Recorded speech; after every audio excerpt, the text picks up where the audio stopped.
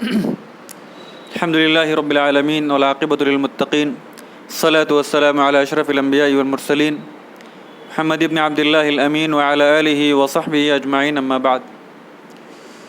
اعوذ باللہ من الشیطان الرجیم بسم اللہ الرحمن الرحیم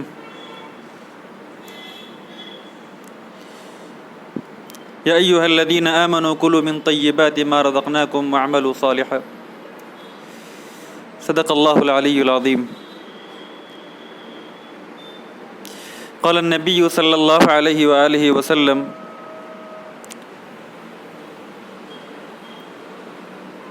تعین صانعا او تصنع لأخرق او کما قال علیہ الصلاۃ والتسلیم۔ محترم حاضرین، جس طرح سے کہ آپ حضرات جانتے ہی ہیں کہ اللہ تبارک و تعالیٰ نے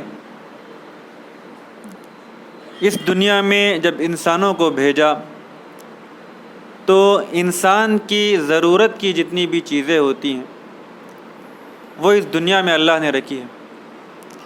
اللہ تعالیٰ نے قرآن مجید میں ارشاد فرمایا ہے هو الذی خلق لکم ما فی الارض جمیعا، اللہ نے زمین میں جو بھی چیزیں ہیں وہ تمہارے لیے پیدا کی ہے۔ دوسری جگہ پر اللہ نے ارشاد فرمایا ہے هو الذی جعل لکم الارض ذلولا فامشوا فی مناکبها وکلوا من رزقہ، اللہ نے تمہارے لیے زمین کو آسان بنایا ہے، تو زمین کے گوشے گوشے میں علاقوں میں جاؤ اور اللہ کے رزق کو تلاش کرو۔ اللہ نے جو دین ہمیں دیا ہے اس کے اندر بہت ساری چیزوں کی رہنمائی کی ہے۔ دین میں کچھ چیزیں ایسی ہیں جس کا تعلق اللہ سے اور بندے سے ہے۔ ہم لوگ نماز پڑھتے ہیں، روزہ رکھتے ہیں، تو اس کا تعلق براہ راست ایک بندے سے اور اللہ سے ہے۔ ہم اللہ کے لیے نماز پڑھتے ہیں، کسی دوسرے بندے کے لیے ہم نماز نہیں پڑھتے ہیں۔ اسی طرح سے ہم روزہ بھی رکھتے ہیں تو ہم اللہ کے لیے روزہ رکھتے ہیں،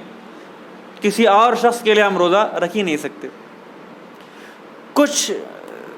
احکامات ایسے ہیں جس کا تعلق بندے اور بندے سے۔ فار ایگزامپل، ہم لوگ اگر زکوٰۃ دیتے ہیں، ایک تو اللہ کے حکم پر دیتے ہیں، دوسرے اس کا تعلق ایک دوسرے آدمی کے ساتھ بھی ہوتا ہے۔ ہم ایک آدمی کو جو معاشرے میں کمزور ہوتا ہے ہم اس کو اٹھاتے ہیں۔ اسی طرح سے ہم لوگ آپس میں کوئی بھی ڈیل کرتے ہیں جس کو ہم ٹرمز میں،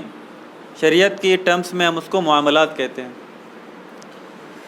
تو وہ ڈیل بھی کرتے ہیں، اس سے دونوں پارٹیز کو فائدہ ہوتا ہے۔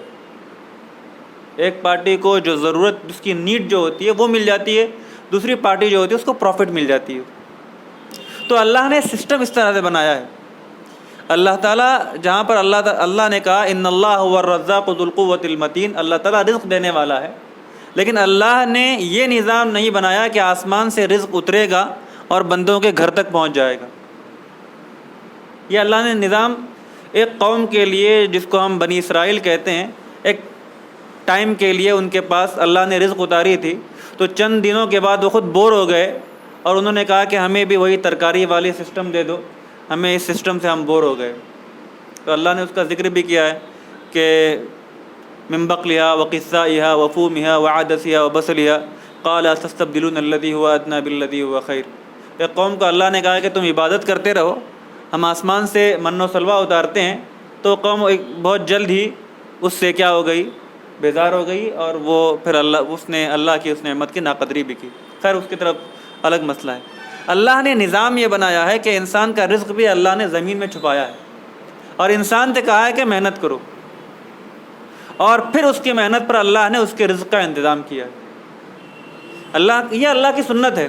جو محنت کرتا ہے اللہ تعالیٰ اس کو دیتے ہیں۔ اور جب رسول اکرم صلی اللہ علیہ وسلم آئے، بلکہ اس سے پہلے بھی بہت سارے انبیاء آئے۔ اگر ہم قرآن مجید کے اسٹڈیز کرتے ہیں،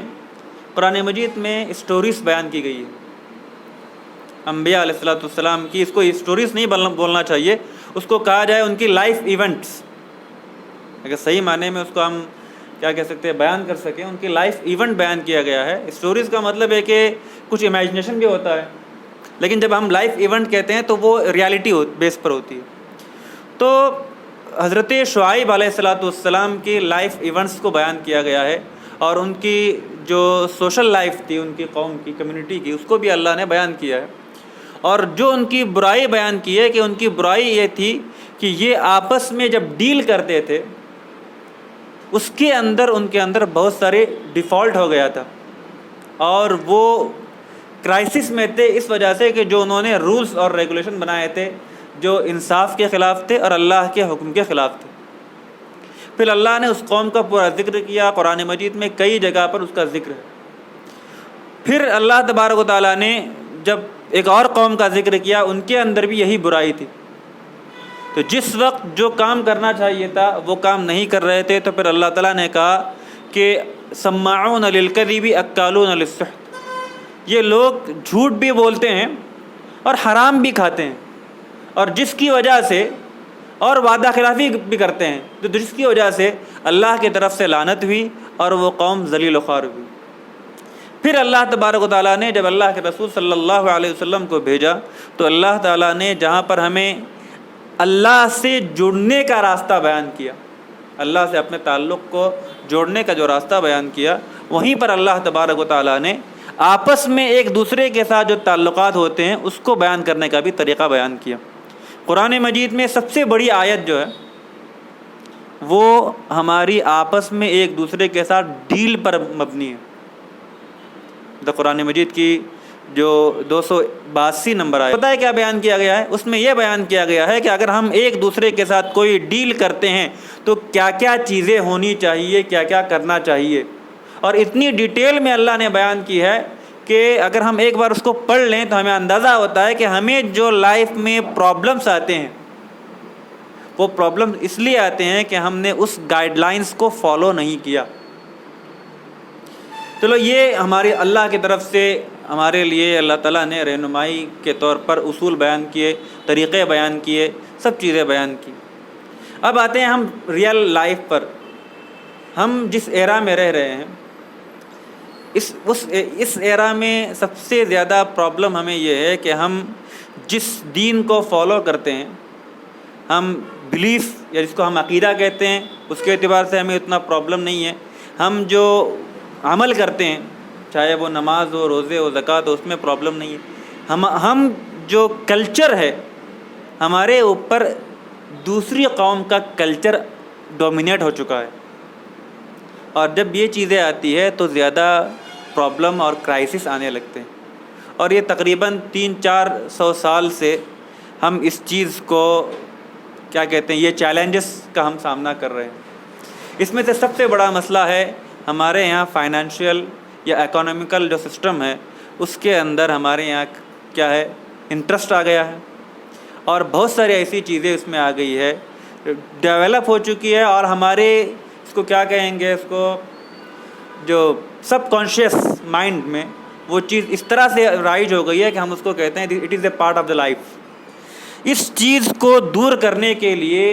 تقریباً 60-70 سالوں سے محنت ہو رہی ہے۔ کس طرح سے ہم انٹرسٹ فری چیز کو، انٹرسٹ فری معاشرے کو ڈیولپ کریں۔ حالانکہ اتنا آسان نہیں، کوئی چیز اوور نائٹ چینج نہیں ہوتی ہے، ہر چیز چینج ہونے کے لیے بہت ٹائم لگتا ہے، کبھی جنریشن گزر جاتی ہے اور آگے بڑھتے ہیں۔ اسی چیز کو سامنے رکھتے ہوئے کہ ہمارے معاشرے کے اندر اور کیا ہو گیا ہے کہ انٹرسٹ بیسڈ اکنامیکل سسٹم ہونے کی وجہ سے ہمارے یہاں جو پاورٹی لائن ہے، جو غریب ہے بہت غریب ہو رہا ہے، اور جو مالدار ہے بہت مالدار ہو رہا ہے، جس کی وجہ سے معاشرے کے اندر جو توازن بولتے ہیں وہ بگڑ گیا ہے، اور یہ توازن بگڑنا بھی بہت سارے کرائم کا سبب بن رہا ہے۔ یہ ایک ریالٹی ہے اور ہم اس ریالٹی کو ڈینائی نہیں کر سکتے۔ اس چیز کو دور کرنے کے لیے ایک قدم بڑھانا بھی آدمی کے، اس کے لیے بھی محنت ضرورت ہوتی ہے، اور اس کے لیے وہی گائیڈ لائنس کی طرف جانا پڑتا ہے جو گائیڈ لائن اللہ تعالیٰ نے قرآن میں اور اللہ کے رسول نے اپنی باتوں میں بیان کی ہے۔ تو اسی چیز کو بیس بناتے ہوئے کس طرح سے روٹ لیول سے کام کیا جائے، روٹ لیول سے لوگوں کو ایمپاور کیا جائے، اور کس طرح سے معاشرے کے اندر جو اتنا بڑا گیپ آ رہا ہے اس کو دور کیا جائے، اس ایم کے ساتھ، اس مقصد کے ساتھ اس ایثار سوسائٹی کو بھی قائم کیا گیا۔ اس کے اندر تین چار سٹیپس ہے جو یہاں پر کیا جاتا ہے۔ سب سے پہلے یہ ہے کہ ہوتا کیا ہے کہ معاشرے کے چند لوگوں کے پاس دولت ہوتی ہے اور بہت سارے لوگوں کے پاس ٹیلنٹ ہوتا ہے۔ جب تک ویلتھ اور آپ کا ٹیلنٹ میچ نہیں کرتا ہے تو ہم آگے نہیں بڑھ سکتے۔ تو آگے بڑھنے کے لیے کوآرڈینیشن یا کوآپریشن ضروری ہوتا ہے۔ تو اس کے لیے یہاں پر سب سے پہلے جو ایک سسٹم ہے، جو سسٹم بنایا جاتا ہے وہ یہ ہے کہ شریعت کے چند اصول پر اگر لون دینا ہے تو لون کے سسٹم ہے کہ آپ کو قرض دیا جاتا ہے، چھوٹا موٹا قرض دیا جاتا ہے تاکہ اس کے ذریعے آپ اپنے آپ کو اٹھا سکیں۔ یہ نہیں کہ صرف آپ کی ضروری چیز پوری ہو جائے پھر آپ محتاج بن جائیں۔ اور یہی ہم غلطی بعض موقع پر ہم زکوٰۃ ڈسٹریبیوٹ کرتے ہیں تو ہم یہی غلطی کرتے ہیں۔ جب ہم زکوٰۃ ڈسٹریبیوٹ کرتے ہیں تو آئندہ سال وہ آدمی پھر زکوٰۃ لینے والا بن جاتا ہے۔ اگر ہم اس کو ایمپاور کرتے ہیں، اس کو زکوٰۃ ڈسٹریبیوٹ کرنے کے بعد اس کو مائنڈ سیٹ یہ بناتے ہیں کہ اس زکوٰۃ کے ذریعے تم اپنے آپ کو بزنس کرو یا کچھ اور چیز کرو جس سے آئندہ تم دینے والے بنو، تو زکوٰۃ کا کانسیپٹ تو یہ تھا، لیکن ہم لوگ خیر برل اس کے بارے میں تفصیلی گفتگو کرنا ایک الگ ٹاپک ہو جائے گا۔ تو یہاں پر سب سے پہلے ہوتا ہے کہ قرض دیا جاتا ہے۔ قرض کے بدلے شریعت میں ایک ٹرمس ہے رہن، یا تو گولڈ کوائن رکھ کر قرض دیا جاتا ہے یا چھوٹے موٹے قرض کو دیا جاتا ہے۔ ظاہر سی بات ہے کہ وہ ایک طریقہ ہے، وہ بھی شریعت کے بیس پر۔ ایسا نہیں ہے کہ وہ ایک تو یہ ہے کہ جو بینکنگ میں ہوتا ہے، عام بینکنگ میں کیا ہوتا ہے کہ آپ قرض لیتے ہیں تو آپ سے انٹرسٹ لیا جاتا ہے۔ یہاں پر انٹرسٹ فری قرض ہے، اور یہ اس لیے ہے تاکہ قرض لینے والا خود آگے بڑھے اور آئندہ وہ خود قرض دینے والا بن جائے۔ تو یہ سسٹم ہے۔ دوسرا سسٹم ہے کہ ہوتا ہے کیا ہے، ہم لوگ ارننگ کرتے ہیں اور ہمارے پاس سیونگ کا مزاج نہیں ہے، اور شریعت میں بھی آپ کو سیونگ کی طرف ترغیب دیتی ہے۔ شریعت یہ کہتی ہے کہ آپ اچھے کاموں میں خرچ کرو، آپ جو آپ کے پاس ضروری چیز نہیں ہے اس میں خرچ مت کرو۔ تو اسی لیے امانت کا سسٹم ہے، اس کو ہم کرنٹ اکاؤنٹ سسٹم کہتے ہیں۔ اس میں سود نہیں ہوتا ہے، جو آدمی جتنی رقم جمع کرتا ہے وہ اس کی بچت ہوتی ہے، اور اس کے ذریعے یہاں پر آپ کا پیسہ امانت کے طور پر یہاں رکھا جاتا ہے۔ تیسرا سسٹم یہ ہے کہ آپ کے پیسے کو انویسٹ کیا جاتا ہے شریعت کے طریقے پر، جس کو ہمارے یہاں ورکنگ پارٹنرشپ کہتے ہیں، یا جس کو آپ کو شریعت کی اصطلاح میں مضاربہ یا قراض کہتے ہیں۔ یہ ٹرمز ہیں، یعنی کہ آپ کے پیسہ لیا جاتا ہے، پھر آپ کے اس پیسے کو اس سے بزنس کی جاتی ہے، اس کو کیا کہتے ہیں، اس کو انویسٹ کیا جاتا ہے، پھر اس کے بعد جو پروفٹ آتا ہے اس پروفٹ میں پرسنٹیج کے اعتبار سے شیئرنگ ہوتی ہے۔ تو اس کے لیے یہ ہوتا ہے کہ 6 منتھ سے 1 ایئر تک، ظاہر سی بات ہے کہ یہ شریعت کے اصول کے اعتبار اگر آپ آج انویسٹ کریں گے تو ظاہر سی بات ہے کل تو آپ کو پروفٹ نہیں ملے گی، تو لہٰذا 6 منتھ یا 1 سال کے جیسا بھی ایگریمنٹ ہوتا ہے اس پر آپ کے پیسے انویسٹ کیے جاتے ہیں، پھر جو پروفٹ آتا ہے اس پروفٹ میں آپ کو پرسنٹیج کے اعتبار سے شیئرنگ کی جاتی ہے، اور آپ کے اس میں کیا کہتے ہیں ٹرمس اینڈ کنڈیشن میں وہ بیان کیا گیا ہے۔ اچھا، یہاں پر بھی آپ کو ایک بات کلیئر کر دوں کہ بینکنگ سسٹم میں اور اسلامک سسٹم میں یہاں فرق یہ ہوتا ہے کہ بینکنگ سسٹم میں وہ لوگ یہ کرتے ہیں کہ آپ جو کیپٹل دیتے ہیں نا اس میں پرسنٹیج دیا جاتا ہے۔ مطلب آپ نے 1 لاکھ روپے بینک میں انویسٹ کیا تو وہ کیا کرتے ہیں 1 لاکھ پر 3% 4% جو بھی کرتے ہیں، تو یہ سود ہے، اس میں کوئی ڈاؤٹ نہیں ہے۔ وہ کہتے ہیں کہ 3% یا 4%، مطلب یہ ہوا کہ آپ قرض دے رہے ہیں، آپ کو سود کے طور پر 3% یا 4% دے رہے ہیں، آپ کو بیٹھے بیٹھے مل رہا ہے۔ اور اسلامک سسٹم میں یہ ہوتا ہے کہ آپ اس کو انویسٹ کرتے ہیں 1 لاکھ، اس 1 لاکھ پر جتنی پروفٹ ہوتی ہے، اگر 10,000 پروفٹ ہو گئی، اس 10,000 میں سے آپ کو 30% 40%، کبھی کبھار ہوتا ہے کیا ہے کہ آپ کو 3% ملتا ہے، لیکن وہ آپ کے کیپٹل